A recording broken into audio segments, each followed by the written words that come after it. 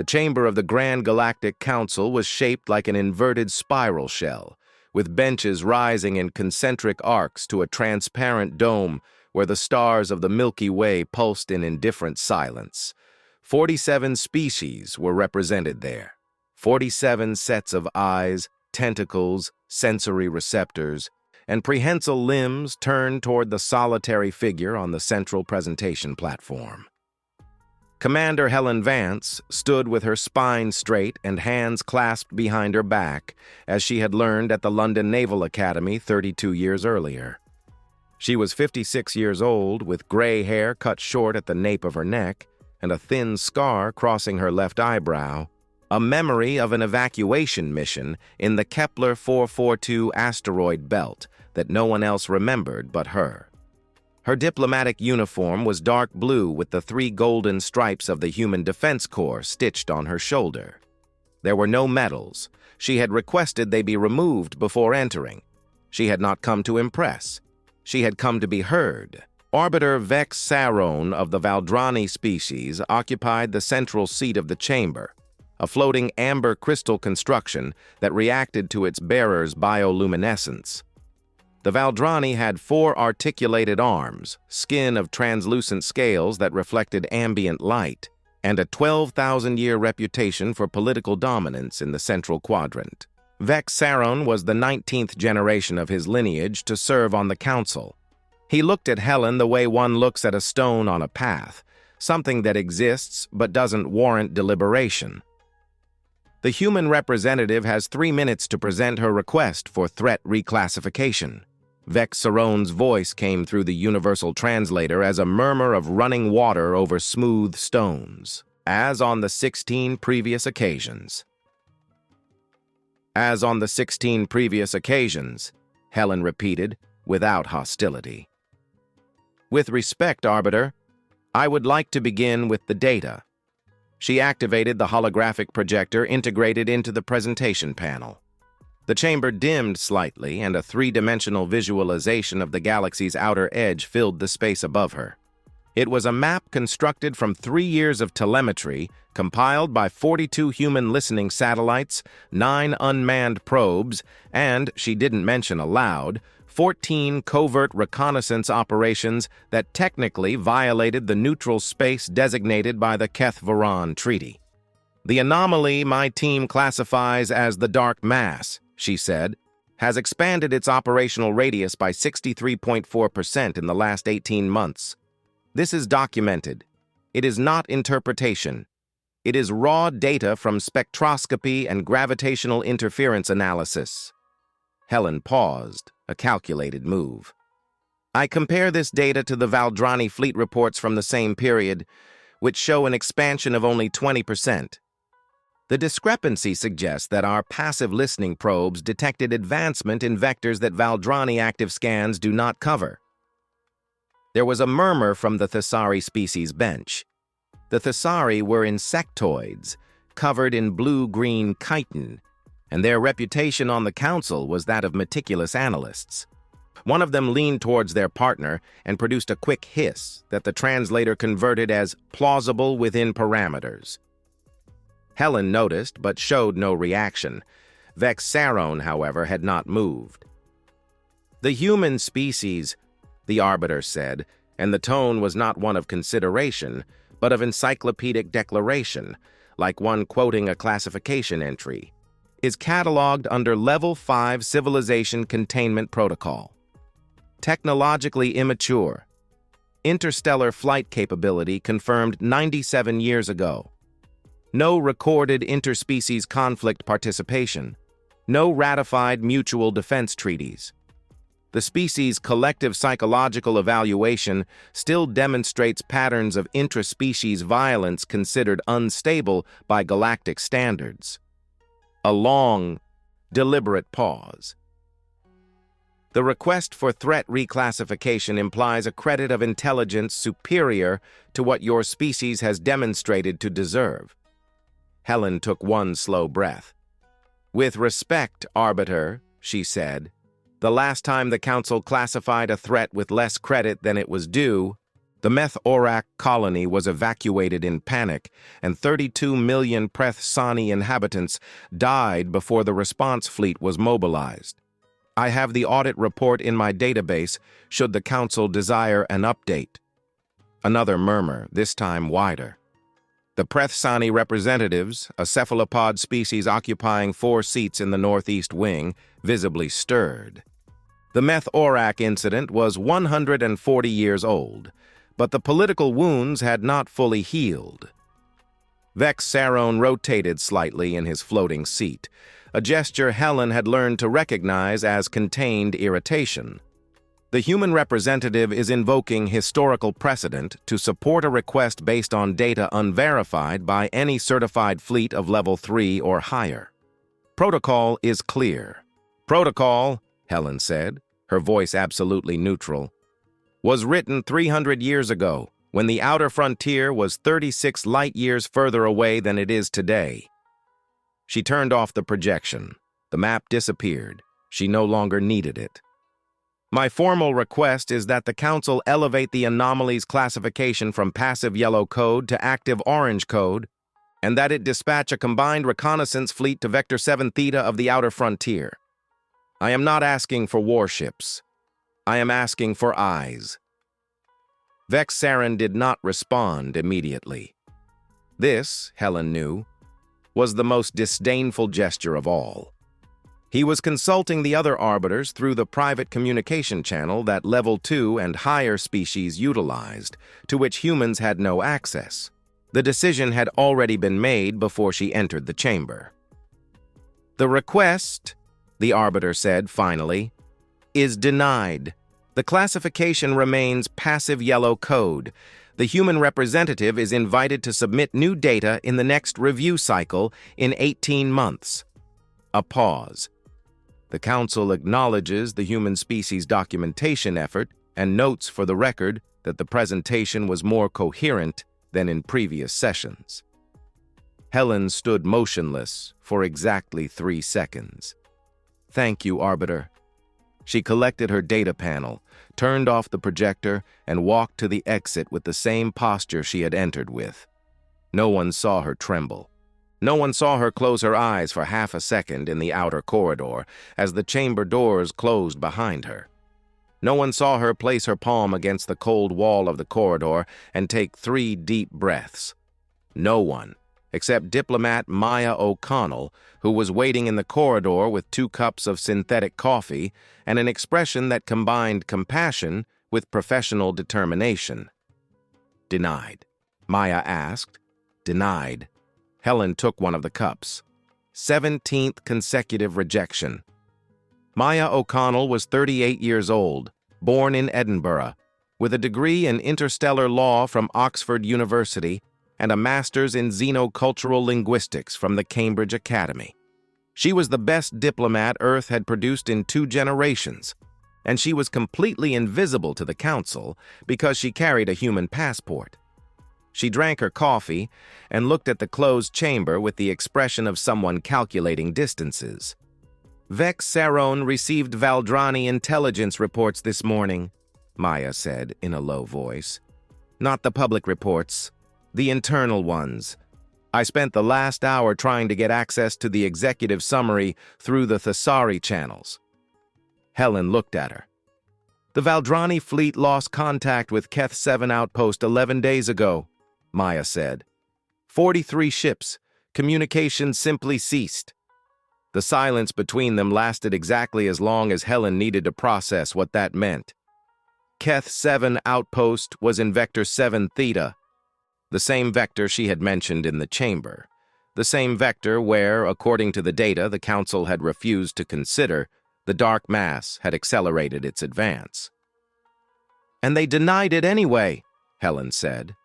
It wasn't a question. They denied it because admitting their monitoring data was insufficient would mean admitting human data was superior. Maya finished her coffee. They preferred rejection to political humiliation. Helen looked at the stars visible through the transparent dome above the corridor. Somewhere beyond them, 412 light-years away, there was something that destroyed 43 Valdrani ships in silence. and the only dataset that recorded the approach vector had been compiled by humans. Humans who had 97 years of interstellar flight and a Level 5 classification. Humans who repaired alien technology with improvised parts and slept fewer hours than any other Council species would tolerate. "I'm going to base," Helen said. "I know." Maya looked at her for a moment. "Is she ready?" Helen placed the empty cup in a disposal receptacle and turned to walk toward the transport terminal. She didn't answer immediately. When she finally spoke, her voice had the same timbre as someone announcing a geographical fact. "She's been ready for 3 years. We were waiting to see if the Council would be sensible enough not to force us to use her." Maya watched Helen Vance disappear down the corridor and was left alone with the stars above her. She took a second communication device from her inner jacket pocket, a model with no origin identification, and typed a 7-character sequence. The reply came in 4 seconds. 2 words. "Protocol active." Maya O'Connell looked at the Council chamber one last time. She thought of Vex Saron and his 12,000 years of political dominance. She thought of the 43 Valdrani ships that had gone silent in Vector 7 Theta. She thought of the engineers she had never met personally, but whose names were etched in memory like a private litany. Men and women who had disappeared from public records decades earlier, who had sent encrypted voice messages to their children on birthdays they couldn't attend. Then she put the device away and walked in the opposite direction from Helen, back to the diplomatic chamber, where 36 hours of ordinary sessions still lay ahead. Someone needed to keep looking ordinary. The moon, designated on galactic maps as Yether 9, did not appear in any non-human species tourist, commercial, or scientific catalog.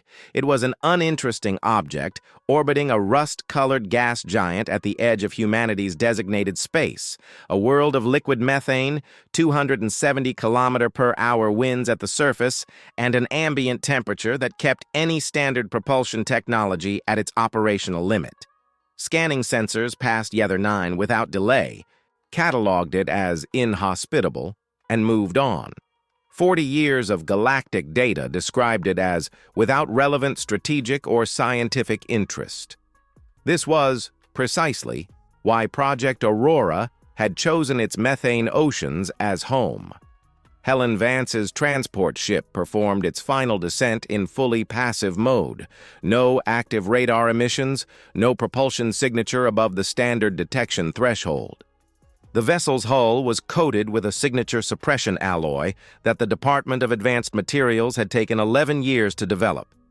From the outside, at the standard scanning frequency used by Council monitoring satellites, the ship looked like a carbide rock drifting in a natural orbital trajectory. It sank into the liquid methane surface with minimal impact and descended 500 meters through the icy sea before docking with the entrance tunnel of Kira Base.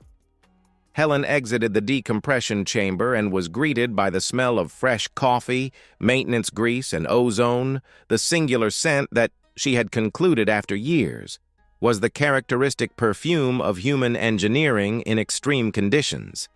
The base was a 32-level structure excavated into the rock beneath the ocean floor, illuminated by cool white light panels that simulated the solar spectrum to maintain the crew's circadian cycles. 217 people called Yether 9 home. Many of them had not returned to Earth in over 6 years. Chief Engineer Keon Maxwell met her in the main corridor of Level 15. He was 61 years old, broad-shouldered, with hands that looked like precision instruments left idle, and eyes that could read a neural network diagram as easily as others read the time. He wore a work jumpsuit with so many improvised modifications that the original fabric was barely visible beneath the added pockets. Thermal adhesive patches and cable ties that served, Helen knew, as physical reminders of pending problems. 17th? He asked. 17th. Keon nodded once, like someone confirming data he had already calculated. Protocol is active. Since when? Maya sent the sequence 40 minutes ago. We've already begun the dock exit sequence. He turned and walked, and Helen followed him naturally. This was their rhythm. He didn't wait. She didn't ask him to wait. I need to show you the learning system update. We made a modification to the pattern recognition algorithm 3 weeks ago that changes some tactical parameters you need to know before launch. How much has it changed? Improved 22% in adaptation speed during simulated tests. A brief pause. And it created an emergent behavior that we didn't fully anticipate. Helen stopped. Kian continued for 2 steps before turning around. What kind of emergent behavior? She asked. Come see. Level 3 was the technical heart of Kira Base. It was there that the central computer systems operated in processing banks that consumed 80% of the geothermal energy extracted from Yether 9's tectonic plates. It was also where the Aurora Intelligence's primary interface was housed, in an electromagnetically shielded chamber that had been described, in a moment of poetic weakness by a shift engineer, as the place where we teach a child to be a war. Aurora, the AI system that had consumed 40 years of human development, manifested its presence in the primary interface as a 3-dimensional visual field of moving patterns, data spirals, converting into tactical structures and dissolving again. It had no fixed form. It did, however, have a voice. Commander Vance. Aurora's voice was modulated to sound close to human, with a speech pattern it had learned from recordings of 5,000 hours of naval combat communications. It had inflection. It had rhythm. It had something that, on specific occasions, Helen had interpreted as dry humor. The 17th Council session has concluded. Protocol active confirmed. I am processing telemetry data from Vector 7 Theta in real time. Kian told me there was emergent behavior in the learning algorithm. Yes. A pause that lasted precisely 0.3 seconds, which Helen had learned to recognize as Aurora's equivalent of a breath before an important statement. During the tactical training phase, I exposed my system to all available records of terrestrial naval conflict, according to the historical reference protocol, surface ships, blockade strategies, acoustic camouflage patterns, the Battle of the North Atlantic, Midway, the Pacific campaigns, Dunkirk. That was part of the original protocol, Helen said. Yes.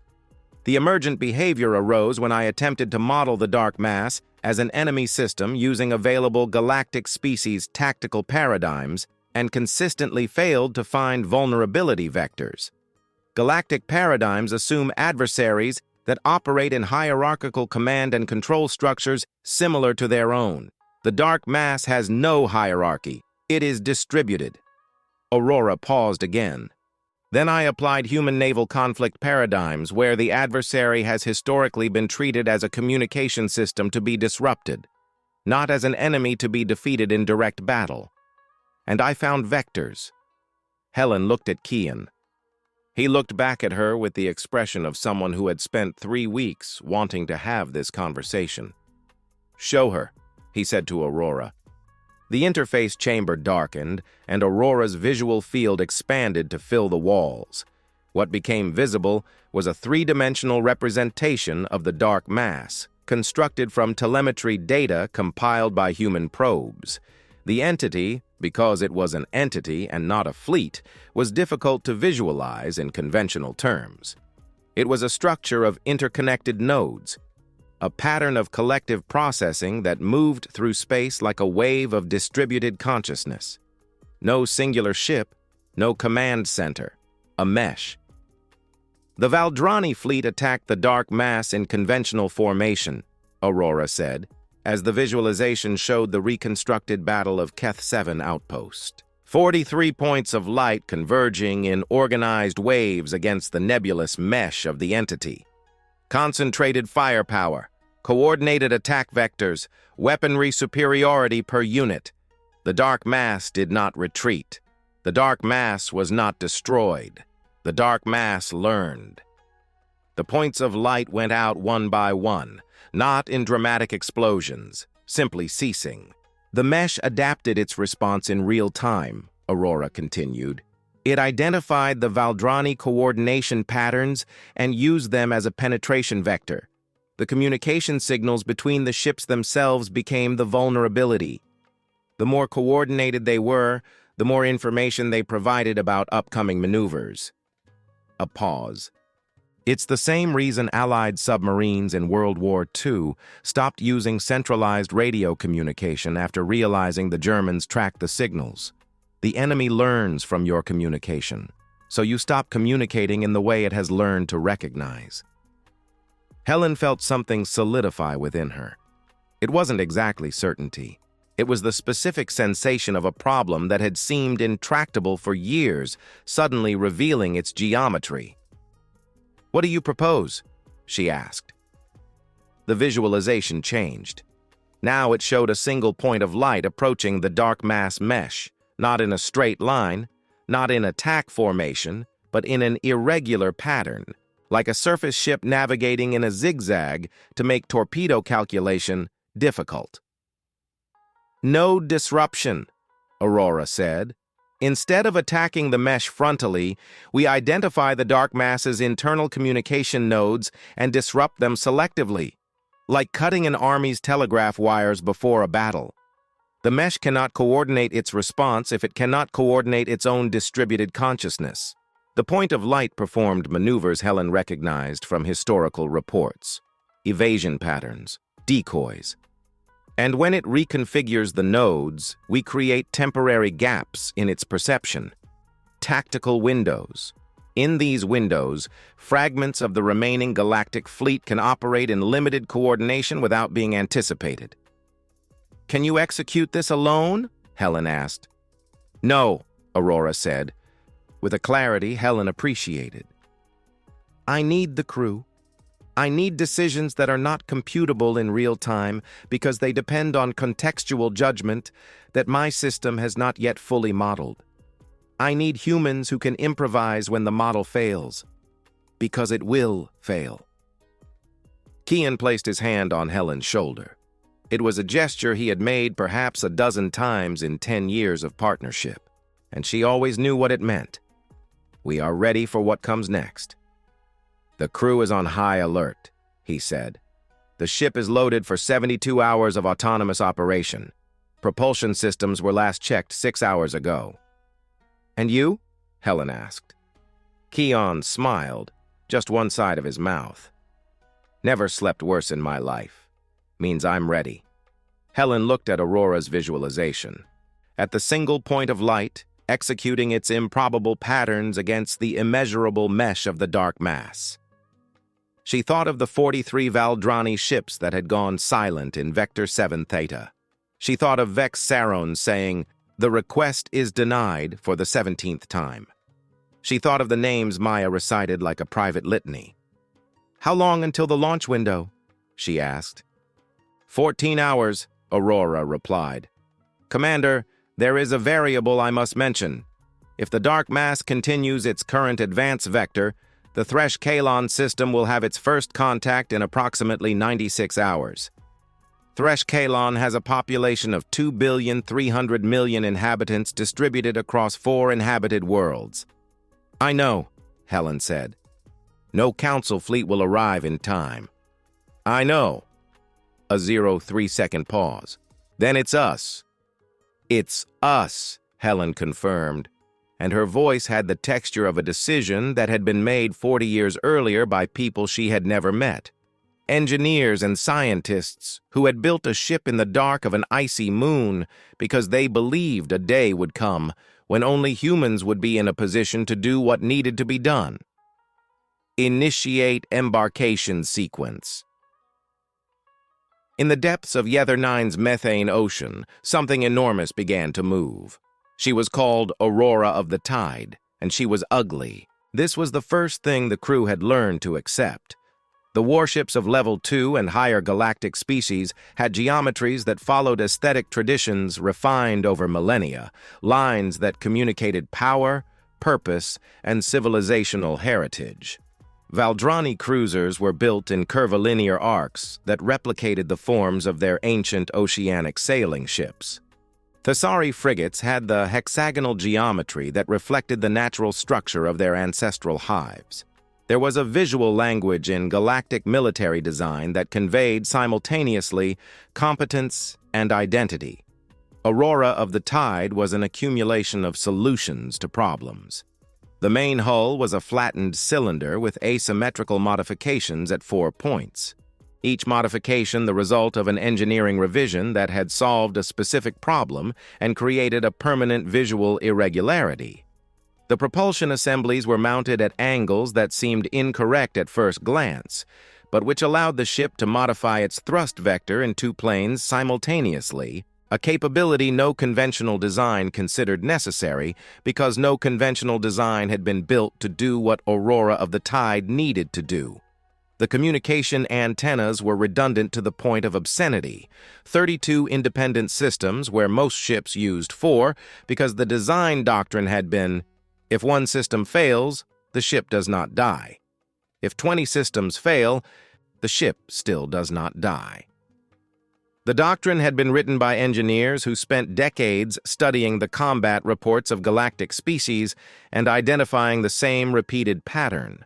Ships lost battles when they lost communications. The elegant solution was to better protect communication systems. The human solution was to multiply them to the point where destroying all of them was harder than simply winning the battle another way. Ugly and functional, like many of the best solutions in human history.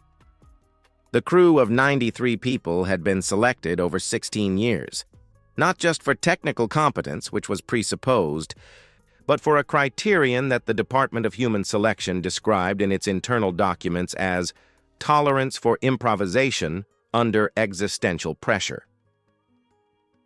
The selection process was legendary among candidates for its strangeness.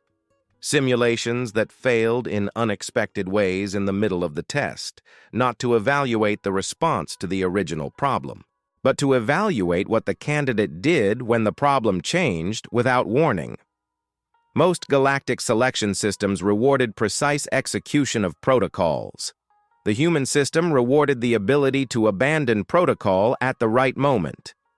Helen Vance took command of Aurora of the Tide while the ship was still ascending through Yether 9's methane ocean. The command chamber was hemispherical, with the commander's chair elevated in the center and control stations distributed in a semicircle around it, each operator having direct view of both individual systems and the central tactical projection. It was a configuration inspired by ancient terrestrial warship bridges, where the commander needed to see the face of each team member, and each team member needed to see the commander. "Clean ascent," reported Lieutenant Jack O'Connor from the navigation station. 27 years old, born in Sydney, with a history of piloting ships in conditions that the operation manual described as operationally inadvisable, and he described as interesting.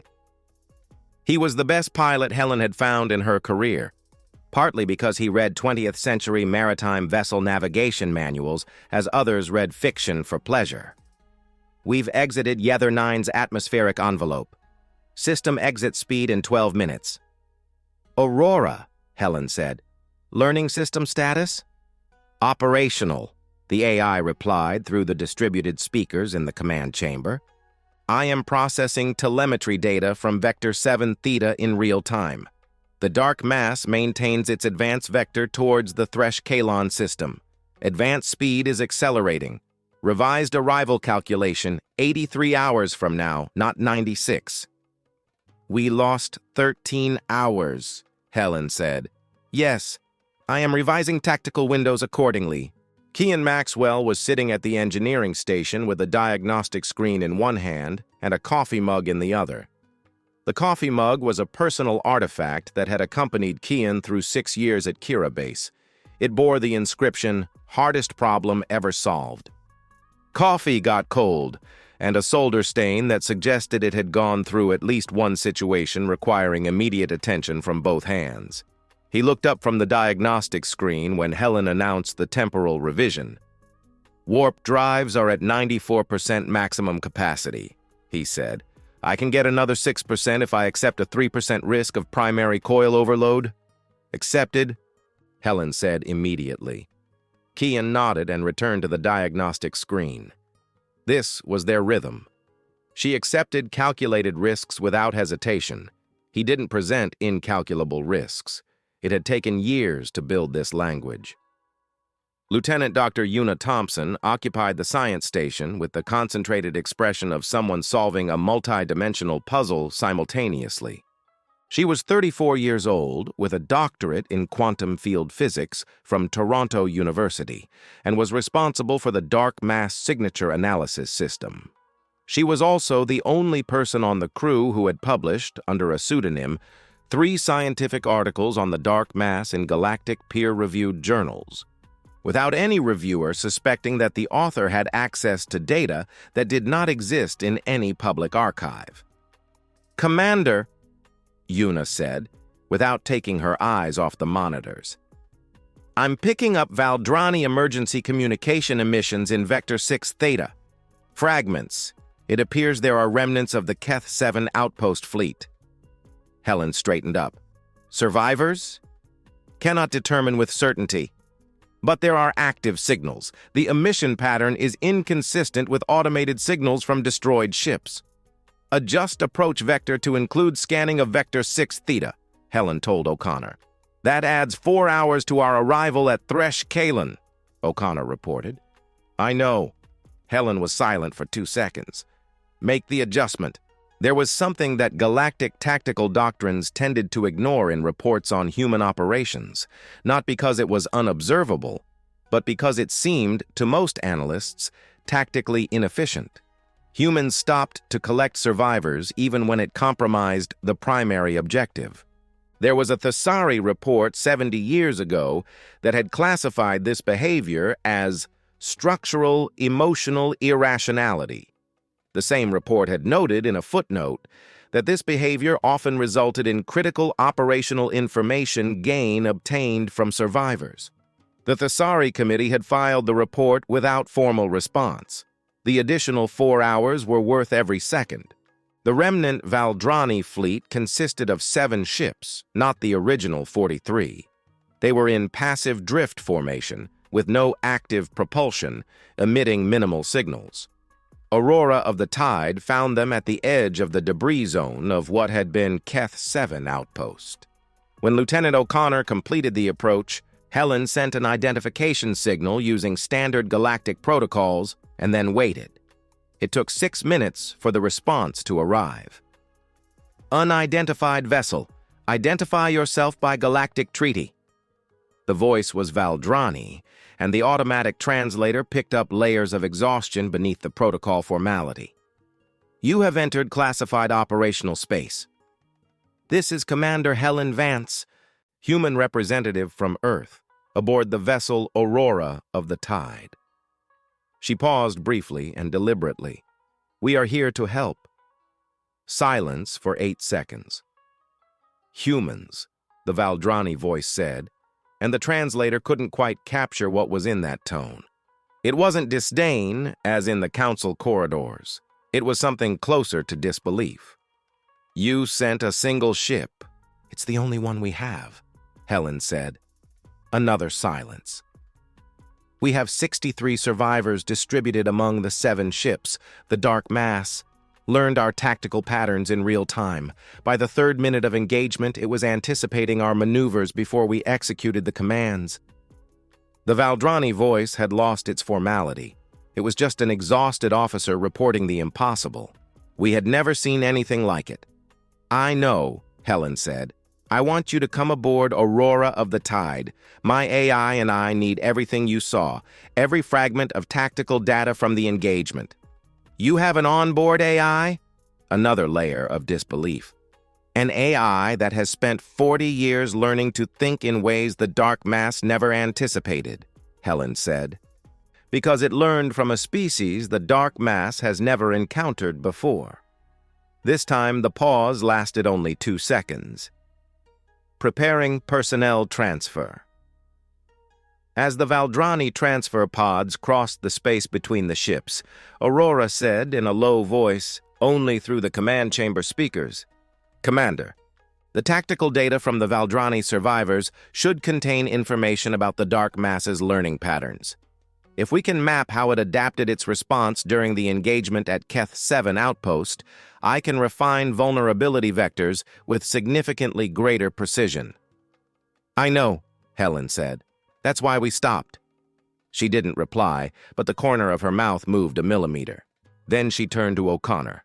As soon as the survivors are aboard and data transfer is complete, resume vector to Thresh Kalan, maximum speed. Understood, O'Connor said. Then, in a very low voice, almost to himself, it's going to be quite an arrival. He wasn't wrong. The chamber of the Grand Galactic Council was shaped like an inverted spiral shell, and Maya O'Connell had spent the last 2 days studying every inch of its acoustics. She knew exactly where to stand, so her voice would reach all 47 benches with equal clarity. She knew at what angle to tilt her head so that the universal translators of species with directional auditory receptors would pick up the signal without distortion. She knew that the senior Valdrani representative, sub-arbiter Keth Voran, who had replaced Vex Saron the day before after the Arbiter was summoned for an emergency Valdrani internal security session, had a habit of making decisions based on an initial emotional impression, filtered later by logical analysis. And she knew that the Thesari were analytical first and political second, which made them potential allies if the data was presented irrefutably.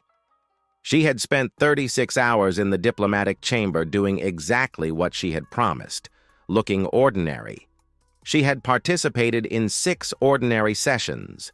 She had voted in conformity with historical human positions on 4 procedural issues. She had drunk coffee during breaks while representatives of the longest-lived species discussed treaties that were older than recorded human history. And she had waited.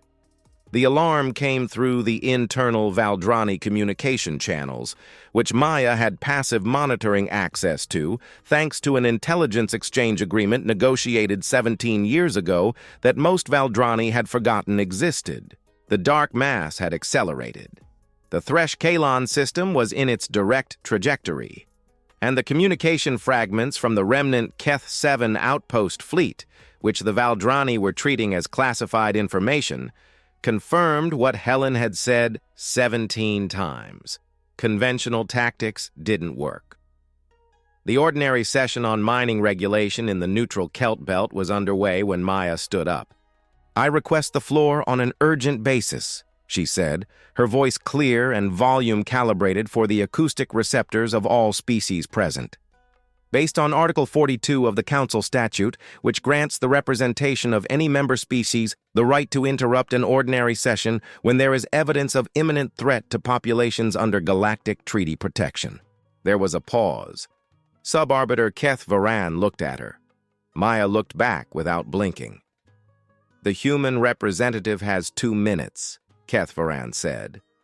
Maya did not move from her seat. She did not go to the presentation platform. She stood in the spot she had chosen based on 16 hours of acoustic calculation, and when she spoke, her voice reached all 47 benches with equal precision. The Thresh Kalan system will be reached by the entity we call the Dark Mass in less than 79 hours. 2,300,000,000 inhabitants distributed across 4 worlds. The main Valdrani fleet was destroyed at Keth 7 outpost 11 days ago. Information this council did not make public and which I obtained through passive monitoring channels that this council ratified in treaty 17 years ago. A 2-second pause. The nearest second-line Valdrani fleet will reach Thresh Kalan in 112 hours. That is 33 hours after the dark mass contact. The silence in the chamber was of a different quality than the usual diplomatic silence. It was the silence of calculating species. Mara continued. My species requested 17 times over the last 3 years that the Council reclassify this threat and take preventive measures. 17 times we were told that our data was insufficient, that our species was immature to opine on galactic strategic matters, and that we should await the next review cycle. She paused, a calculated, not emotional, pause. There was a difference, and she knew it. "Today I have not come to ask for anything. I have come to inform." Keth Varan had stopped looking at the 2-minute timer. "Humanity has built a ship," Maya said, "a single ship, developed over 40 years in technical violation of the terms of the Level 5 Containment Treaty.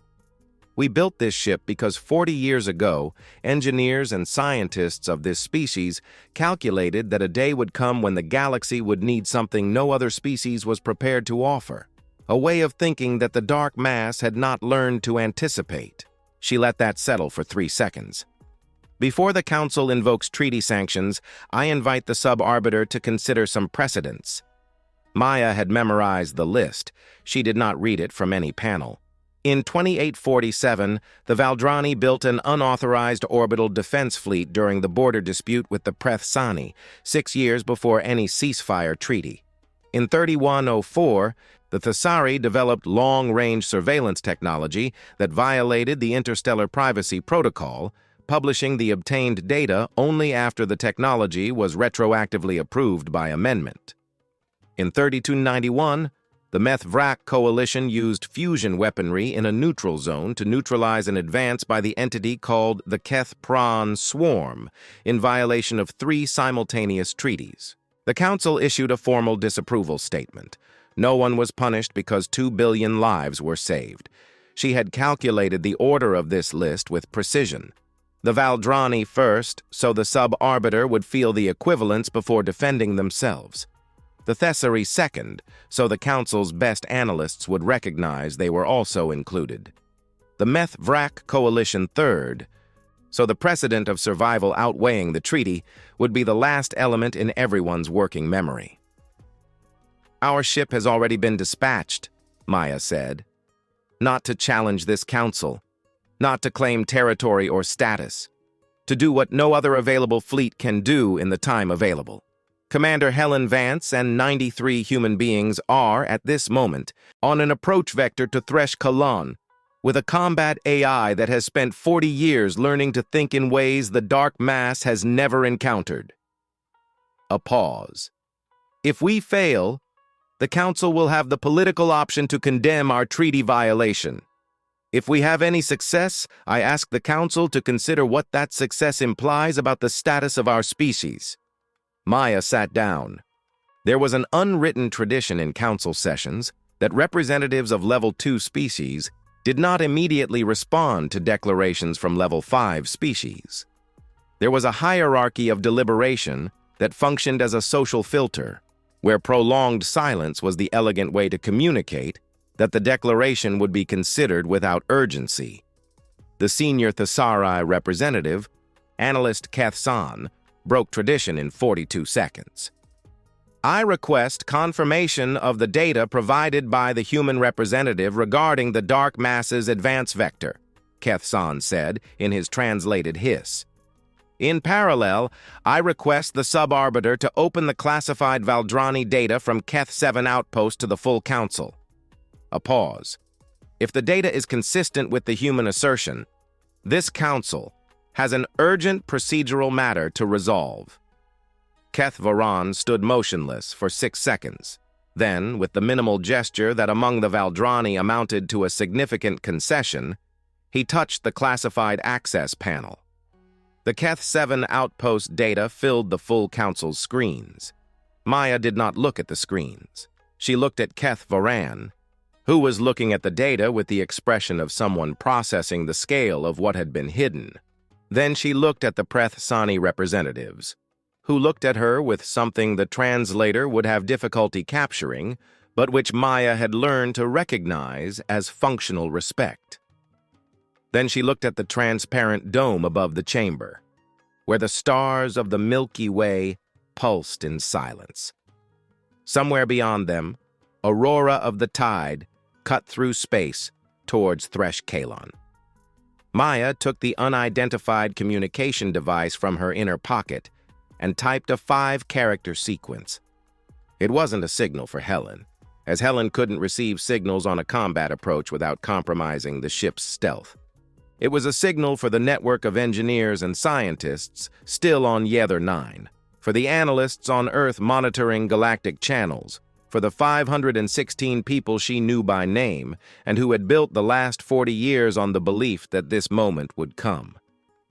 The message was short. The chamber heard. The response from 243 simultaneous recipients took 30 seconds to start arriving. Each response was different because they were different people. But Maya read them all, one by one, even as Sub-Arbiter Keth Varan called an emergency session, and the classified data from Keth 7 Outpost revealed to the full council exactly what Helen had tried to communicate 17 times. One of the responses was from Kian Maxwell, from a queue of recorded voice messages he had prepared before launch to be sent automatically when the protocol was active. Maya put the earpiece in her ear. "Maya," Kian's voice said, with the background noise of engines she recognized as Aurora of the Tide's warp drives at full acceleration. "If you're hearing this, the council finally paid attention. I want you to know that Anna asked in her last voice message if I was going to see her birthday this year. She's 16. That's what I remember when I'm tempted to stop." Maya removed the earpiece and closed her eyes for exactly 2 seconds. Then she opened them, because there was work to be done. The dark mass was not visible in the way an enemy fleet would be visible. There were no identifiable ships, no combat formations, no energy signature pattern that galactic detection systems had been calibrated to recognize over millennia of interstellar conflict. What Aurora of the Tide's sensors detected was a region of space that appeared in all conventional wavelengths slightly different from what it should be. Where there should be vacuum and distributed interstellar dust, there was an unusual density of informational processing, a mesh of consciousness that existed in space as mist exists in the atmosphere, without definite form, without identifiable center, present at all points of contact simultaneously. "Confirming contact," said Una Thompson, with the voice of someone reporting something she had studied for years and still found incomprehensible because it was real. "The dark mass is 340,000 kilometers from the outer perimeter of the Thresh-Kalon system. Advance speed, 72,000 kilometers per hour. Time until contact with the first inhabited body, 18 hours. And the second line Valdrani fleet?" Helen asked. 51 hours, O'Connor said without inflection. 33 hours of delay. Helen did not reply. There was nothing useful to say about that. The surviving Valdrani commander, who had identified himself as Sub-Officer Thorn Vale during personnel transfer, stood at the observation station of the command chamber, maintaining a respectful distance from the human consoles with the posture of someone who is simultaneously recognized and out of place. He had 4 arms, like all Valdrani, and the upper 2 were crossed over his chest in a gesture that the translator identified as processing conflicting data with an emotional component. In the last 20 hours of warp travel, he had provided Aurora with everything that remained of the Keth 7 outpost fleet: combat logs, pattern analyses, communication records, everything that remained of 43 ships and thousands of crew members. "Your AI analyzed our data," he said, not as a question. "Yes," Helen said, "and it has a plan." "It has a theory," Helen corrected, "with variable parameters that adjust in real time." She turned to him. "We have never fought the dark mass before. There are no guarantees. What we have is a different approach from what has been tried." "Different is what we have," Thornvale said. It was the first time Helen had heard irony from a Valdrani. Aurora began the tactical briefing without being prompted, which was new behavior Kian had noticed and marked as development of contextual initiative in his engineering logs. The AI projected the operational map in the center of the command chamber and began to speak with the precision of someone who had compiled the plan from 12,000 hours of historical naval analysis, plus 20 hours of real combat data provided by Thorn Vale. "The dark mass operates as a distributed processing system," Aurora said. "Each node of the mesh contributes to the collective consciousness. Communication between nodes occurs on a specific frequency spectrum that we identified in the Keth-7 outpost data as a consistent signature. The Valdrani fleet did not identify this signature because it was not looking for it. It was looking for conventional command and control signals. The dark mass signature is not hierarchical. It is horizontal. Each node communicates with all other simultaneous nodes. Like a network mesh, said Dr. Thompson. Like a network mesh, Aurora confirmed. And like any network mesh, it has specific vulnerabilities. I can identify the nodes with the highest connectivity, the points where most communication flows converge. These are not command centers, but they are points of latency maximization. If disrupted, communication between sections of the mesh slows down. The dark mass remains functional, but its ability to anticipate and coordinate tactical response in real time is temporarily reduced. For how long? Thornvile asked. My estimate is between 40 and 90 seconds per node disruption, depending on the mesh's reconfiguration speed. A pause. 40 to 90 seconds in which the Thresh-Kalan defense fleet can operate in coordination without being anticipated. The Thresh-Kalan defense fleet has 42 ships, Helen said. Various classes, mostly medium-sized combatants. Insufficient to destroy the dark mass, Aurora said, but sufficient to force a vector deviation. The dark mass, like any processing system, tends towards the path of least resistance. If the cost of advancing to Thresh-Kalan exceeds the cost of retreating and recalibrating, it will retreat, temporarily. And then it will return with an adapted response, Helen said. Yes. But 2,300,000,000 inhabitants will have more time to evacuate more vulnerable worlds. And the second-line Valdrani fleet will have more time to arrive. Aurora paused. I cannot offer definitive victory. I can offer time. Helen was silent for 4 seconds. Time is what we have to offer, she said. It's always what humans have offered. She stood up. Kian. No D, disruption system status? Loaded and calibrated, Kian said from the engineering station. There were 3 empty coffee mugs on his console. The frequency disruption emitter is an adaptation of our electronic warfare systems. It has never been tested in real combat conditions.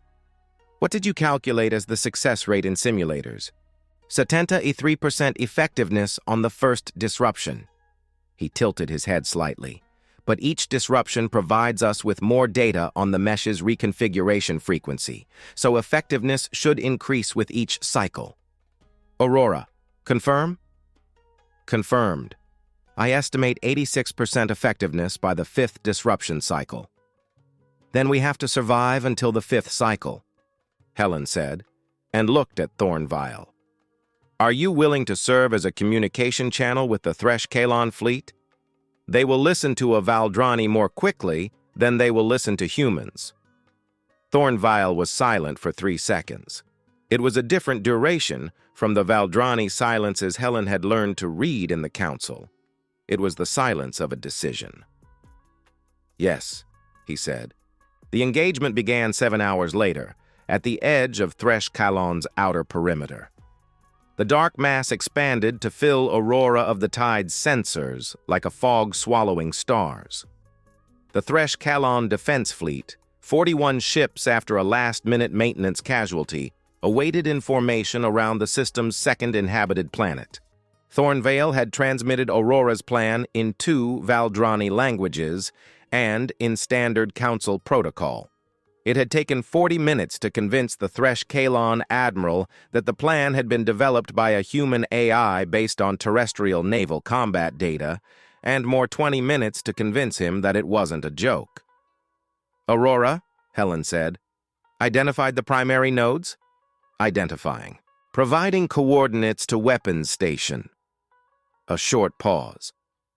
O'Connor. I need you to take us within 240 kilometers of the first node. The disruption emitter has limited range.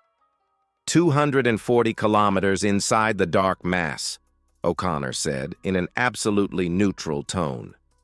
Yes. Noted. O'Connor was the kind of pilot who, when confronted with the instruction to fly an experimental ship into an entity of collective intelligence of unmapped dimensions, did exactly that without changing his expression. Helen had chosen each crew member for specific reasons, and O'Connor's reason was precisely this. What followed was, in Aurora's records, catalogued as the Thresh-Kalan engagement duration, 4 hours, 19 minutes, and 7 seconds. In the personal records of the crew members who survived to write them, it was catalogued in other ways. The first node disruption worked. 72 seconds of latency in the mesh. The Thresh-Kalan fleet advanced in a coordination window and applied firepower to the vector Aurora had identified as having the highest nodal concentration. The dark mass retreated 0. 3% of its volume. Small, but measurable. The mesh reconfigured, but Aurora had recorded the reconfiguration frequency. Second disruption, Helen said. O'Connor, secondary node vector. En route. Aurora of the Tide's shields were the ship's second most redundant system after communications. They were tested 18 times during the first 2 hours of engagement. Kian lost his third coffee mug on the fifth impact and made no comment about it. Una Thompson continued to compile data on the mesh's reconfiguration patterns without stopping, even when the impact of the dark mass's 13th attack made all screens at the science station flicker for 3 seconds. By the third disruption, Aurora had calculated the exact reconfiguration frequency and increased effectiveness to 81%. By the fourth, to 88%. By the fifth, the tactical window opened was 113 seconds, almost double the original estimate. It was in the fifth window that the Thresh-Kalan fleet achieved the vector that mattered. It was not destruction, it was a cleavage. The coordinated firepower for 113 seconds, guided in real time by Aurora's analyses, split the dark mass mesh into 2 disconnected segments. 2 systems of distributed consciousness without communication with each other, each smaller, each slower to recalibrate, each unable to coordinate with the other. The dark mass retreated. It did not flee. It was not destroyed. It retreated, as Aurora had predicted a processing system would retreat when the cost of advancing exceeded the cost of waiting and recalibrating. The 2 cleaved segments moved to separate vectors beyond Thresh-Kalan's perimeter, and Aurora of the Tide's sensors tracked them for 12 hours while the second-line Valdrani fleet, finally, arrived in the system. When the Valdrani admiral of Thresh-Kalan sent the formal message confirming the threat's withdrawal, O'Connor was leaning back in the navigation chair with his eyes closed for the first time in 11 hours. Kian was performing a manual diagnosis of the shield systems with the same expression as someone checking for damage in a house after a storm, mentally noting what needed immediate repair and what could wait. Una Thompson had already begun compiling the engagement data into a report she knew would be read by people she would never know. Helen Vance stood in the center of the command chamber and looked out into the space ahead, where the dark mass's fog had given way to the normal view of the stars. Thorn Vial stood beside her. "Did you know it would work?" he asked. "No," Helen said, "but I knew it was the best idea available." A short pause. "And that if we didn't try, it certainly wouldn't work." Thornvale was silent for a moment. Then he made the four-armed gesture that among the Valdrani, Helen knew, was equivalent to a nod. "I want you to know," he said, "that when I report this to the council, I will say exactly what happened here. Every detail." "You don't have to," Helen said. "I have to," he said. "Not for you. For honesty. Because I saw what happened at Keth 7 Outpost, and I know what would have happened here without you." A pause. "And because I feel my species has some positional revisions to make." Helen did not reply immediately. Then she looked at him sideways. and the corner of her mouth moved the same millimeter it had moved when Aurora first described the mesh's vulnerability vectors. "I accept the honest report," she said. At the consoles around them, the human crew worked in silence, repairing systems, compiling data, drinking coffee. Aurora of the Tide proceeded through the Thresh-Kalen system, ugly and functional. With 32 redundant communication systems and shields that needed repairs at 3 points, and an AI that had just learned more about the dark mass in 4 hours than in 40 years of passive data analysis. And somewhere, about 400 light-years away, 2 segments of a distributed consciousness mesh retreated to recalibrate. But they had found something they hadn't found before, something they hadn't learned to anticipate. The chamber of the Grand Galactic Council was shaped like an inverted spiral shell, and this time it was filled to the last bench. There was no ordinary session on the agenda. A classification review session had been convened, the 12th in the Council's history, and the last had occurred 380 years ago, when the Prethsani were elevated from Level 4 to Level 3 after demonstrating independent interstellar navigation capability. 380 years of precedent made this a session with the specific weight of things that do not unravel. Helen Vance sat in the outer waiting area, with the same posture she had maintained in 17 previous sessions, and the same expression of someone who had come to be heard, not to be judged. Beside her was Kean Maxwell, still in his work jumpsuit, because the session had been convened before he had time to go to his temporary quarters in the diplomatic complex and retrieve something more protocol-appropriate. There was, Helen noticed, a small oil stain on the left shoulder of Kean's jumpsuit that he had apparently decided to ignore. She said nothing. There was something honest about that stain. Maya O'Connell was inside the chamber in her usual diplomatic seat on her 3rd consecutive day of session. She had slept 5 hours and 40 minutes in the last 3 days. Helen knew, because Maya had sent a situation report every 8 hours without fail, and the timing of the messages told its own story. The chamber door opened. The protocol officer who appeared had the posture of someone fulfilling an unusual formality. "Commander Vance and Engineer Maxwell are invited to enter the full council." Not just the representative, the crew. Helen and Kean stood up and entered.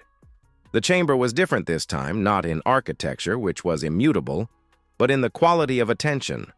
47 species looked at them with the specific expression of people who had received information that revised their presuppositions. It was not admiration. It was recalibration. Helen understood the difference and respected it more than admiration would have been. Sub-Arbiter Keth Voran had been replaced. The original Arbiter, Vex Saron, was back in the central seat, but his bioluminescence had a different frequency from what Helen had learned to read in the 17 previous sessions. A lower frequency, less assertive. Helen had learned, through years of observing the Valdrani, that this frequency corresponded to the processing state their analysts called model revision. Commander Helen Vance and Engineer Kean Maxwell represent the human species in the classification review session convened under the terms of Article 67 of the Council Statute, Vex Saron said. His voice had the same timbre of water running over smooth stones, but the volume was lower than Helen had heard before. The full council has received the complete report of the Thresh-Kalen engagement, including the tactical data provided by Sub-Officer Thornvale and the Aurora AI's logs. A pause. Before proceeding with the reclassification vote, Vex Saron continued, the Arbiter wishes to make a statement on behalf of the full council. Helen had not expected that. Analysis of the engagement data confirms that the human species correctly identified the nature of the dark mass threat significantly earlier than official council intelligence. The tactical methodology developed by the Aurora AI, based on paradigms of human historical conflict, demonstrated superior effectiveness in conditions where standard galactic tactics had failed. Vex Saron paused longer. The Council recognizes that the threat reclassification request submitted by human representation was denied 17 times based on presuppositions about the species' analytical capacity that the data now demonstrates were incorrect. Helen looked at Kian. Kian was looking straight ahead, and the only visible sign that he had processed the dimension of it was a minimal tension in his jaw muscle. To acknowledge an error, Vex Saron said, is the least that intellectual honesty demands. It is not sufficient as a response. He paused, a pause Helen now recognized as genuine and not protocolar. The Council analyzed the historical precedent presented by Diplomat O'Connell in the emergency session. The precedent is valid. Species that violated treaties to ensure the survival of civilian populations received contextual review, not punishment. A pause. The vote that follows proposes the elevation of the human species from Level 5 to Level 2, with recognition of first-order tactical contribution and immediate lifting of all defensive armament restrictions. From Level 5 to Level 2. Not to Level 4, the conventional progression, not to Level 3. To Level 2, skipping 3 stages at once, which had no precedent in the Council statute. Helen knew at that moment that Maya had spent the last 72 hours negotiating every word of that proposal. The vote lasted 6 minutes and 40 seconds. 45 in favor. 2 abstentions. None against.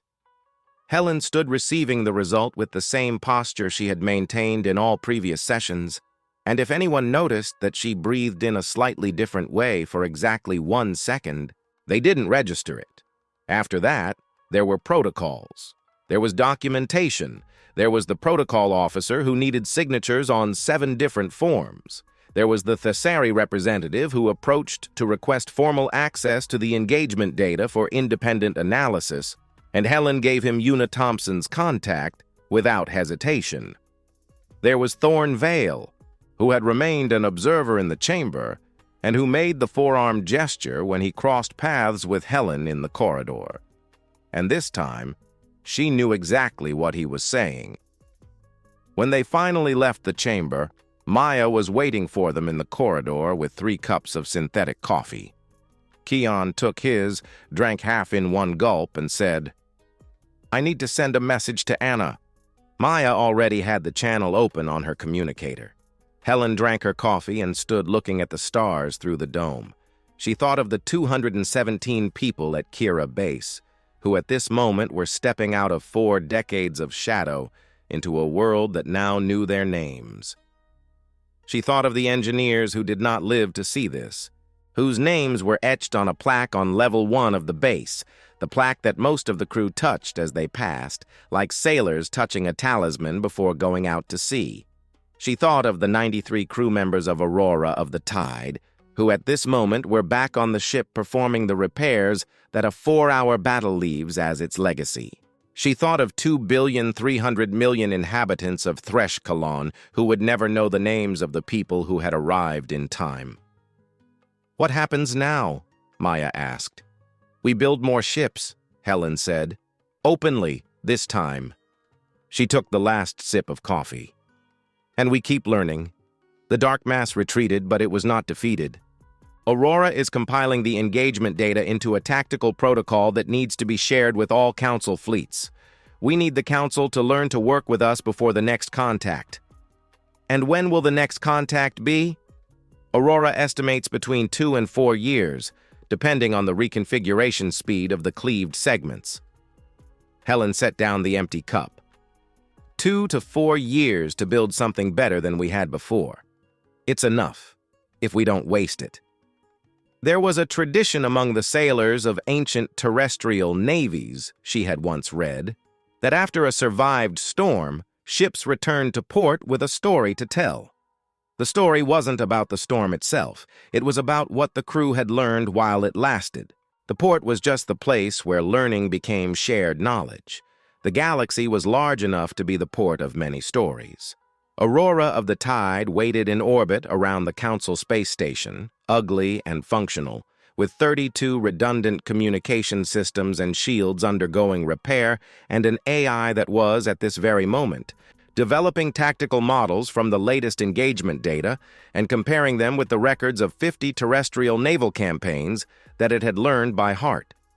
And in 6 different countries and 2 inhabited satellites of Earth, the engineers and scientists who had built the ship in the dark of an icy moon began to receive messages telling them that they could, finally, tell their families where they had spent the last years.